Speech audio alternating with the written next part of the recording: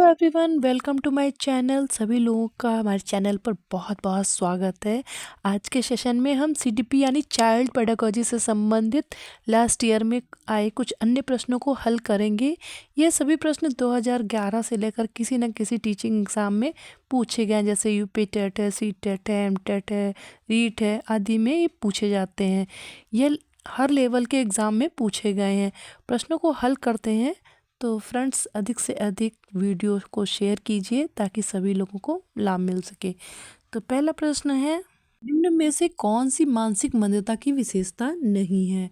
तो ऑप्शन है इसके ए बुद्धि लब्धि का 25 से 70 के मध्य होना, बी धीमी गति से सीखना एवं दैनिक जीवन की क्रियाओं को ना कर पाना, सी वातावरण के साथ अनुकूलन में कठिनाई, डी अंतर्वैयक्तिक संबंधों का कमजोर होना। तो इसका सही आंसर है ऑप्शन डी अंतर्वैयक्तिक संबंधों का कमजोर होना। तो मानसिक मंदता की ये विशेषता नहीं है, बाकी सभी तीनों ए बी और सी जो है मानसिक मंदता की विशेषता है। अगला प्रश्न है, निःशक्त बालकों की शिक्षा के लिए प्रावधान किया जा सकता है? तो ऑप्शन है ए समावेशित शिक्षा द्वारा, बी मुख्य धारा में डालकर, सी समाकलन द्वारा और डी इनमें से कोई नहीं। तो इसका सही आंसर है ऑप्शन ए निःशक्त बालकों को शिक्षा के लिए समावेशी शिक्षा द्वारा प्रावधान किया जा सकता है। तो इसका आंसर ए सही होगा। निम्न में से कौन सा व्यवहार भावनात्मक बाधा को प्रदर्शित नहीं करता है? तो इसके ऑप्शन है ए बाल अपराध, बी कमजोरों को डराने वाला, सी भगोड़ापन, डी स्वलीनता। तो इसमें स्वलीनता का व्यवहार जो है वो भावनात्मक बाधा को प्रदर्शित नहीं करता है। ऑप्शन डी सही है। अगला प्रश्न है, समायोजन से तात्पर्य स्वयं का विभिन्न परिस्थितियों में अनुकूलन करना ताकि संतुष्ट किया जा सके।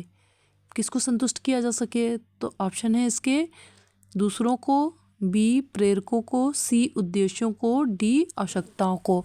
तो इसका सही आंसर होगा ऑप्शन डी समायोजन से तात्पर्य स्वयं का विभिन्न परिस्थितियों में अनुकूलन करना ताकि आवश्यकताओं को संतुष्ट किया जा सके। अगला प्रश्न है, कुछ लोगों का कहना है कि जब बालकों को गुस्सा आता है तो वे खेलने के लिए चले जाते हैं जब तक कि पहले से अच्छा महसूस नहीं करते। उनके व्यवहार में निम्न में से कौन सा प्रतिरक्षा तंत्र प्रतिलिखित होता है?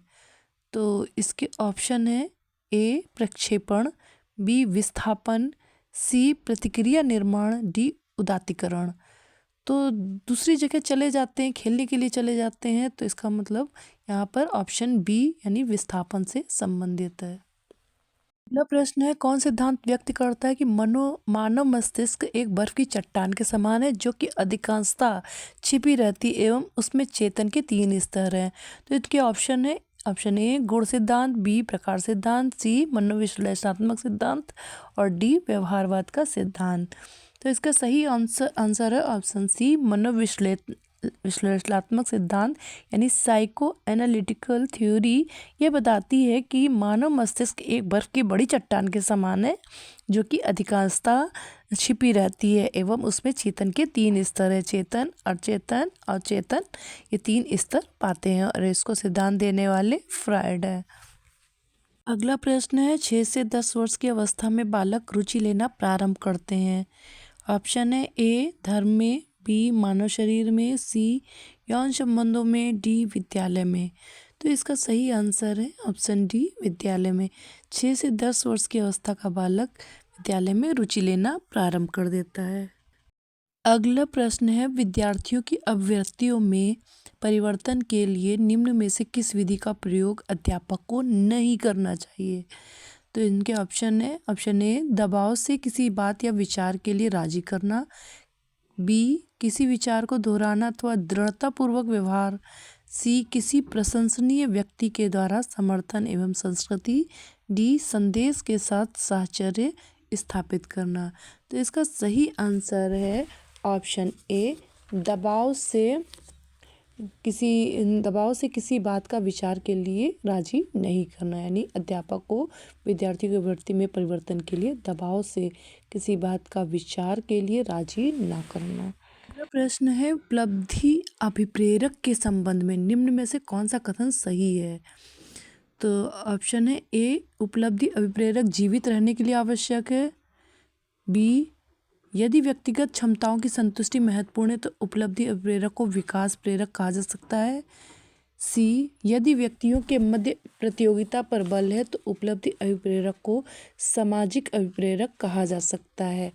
ऑप्शन डी, इनमें से कोई नहीं। तो इसका आंसर सही है ऑप्शन डी, यानी दिए गए कथनों में से कोई भी कथन उपलब्धि अभिप्रेरक यानी अचीवमेंट मोटिव जो है के संबंध में सही नहीं है। किसी उद्दीपन के निरंतर दिए जाने से व्यवहार में होने वाला अस्थायी परिवर्तन कहलाता है। ऑप्शन है ए, अभ्यस्तता, बी, अधिगम, सी, अस्थायी अधिगम, डी, अभिप्रेरणा। इसका सही आंसर है ऑप्शन ए, अभ्यस्तता। किसी उद्दीपन के निरंतर दिए जाने से व्यवहार में होने वाले अस्थायी परिवर्तन को अभ्यस्तता कहते हैं। तो ये ए ऑप्शन सही होगा। तो थैंक यू गाइस, आप प्लीज़ कमेंट करें और शेयर करें वीडियो को ताकि अधिक से अधिक लोगों को जानकारी मिल सके। Thank you guys.